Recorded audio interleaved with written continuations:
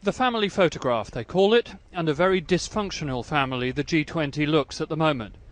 The smiles and bonhomie disguise nothing. On the paramount global challenge of the moment, Syria, these men and women are hopelessly divided. In such gatherings, it's the prerogative of the host to keep his guests waiting. Vladimir Putin has used every possible moment of the summit to exert his authority.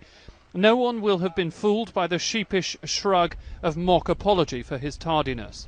And no one will have missed the fact that smiles from Barack Obama and the Russian president were for the cameras. For one another, there wasn't even a glance. It is absolutely standing room only as we wait for Vladimir Putin to arrive for his end of G20 press conference. This is box office stuff from the Russian president. It's been an incredible platform for him and his views. It's worth considering. Just imagine if the G20 hadn't been going on this week. We'd be concentrating on those countries about to take action, principally Barack Obama and his allies. Instead, St. Petersburg really has been the opportunity for the naysayers to have a go. Russia, China, India, Indonesia, the largest Muslim country in the world, Argentina, Brazil, South Africa, Italy, all spoke against military action.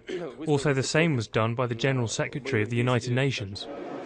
But just as President Obama frequently affected to be oblivious of his Russian counterpart during this gathering, so he was always bound to disdain opposition in general.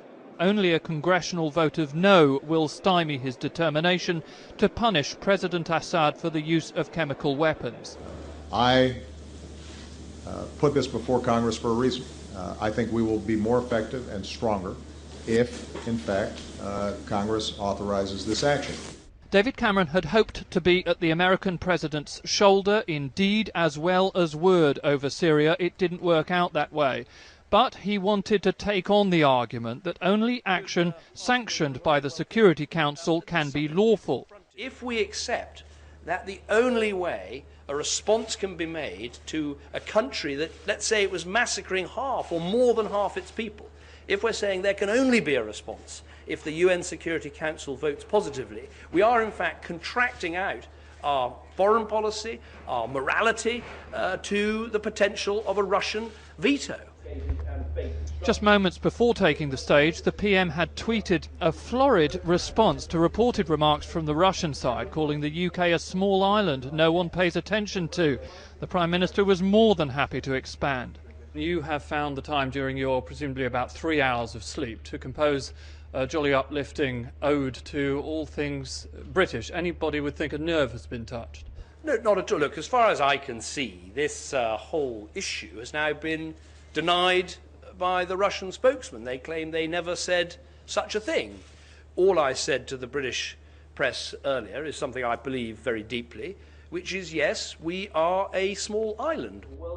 As he returns to Little Britain, David Cameron will reflect that he never expected great progress in St. Petersburg. Still, stalemate and acrimony is a deeply unsatisfying response to the dreadful events in Syria. Joey Jones, Sky News at the G20 in St. Petersburg.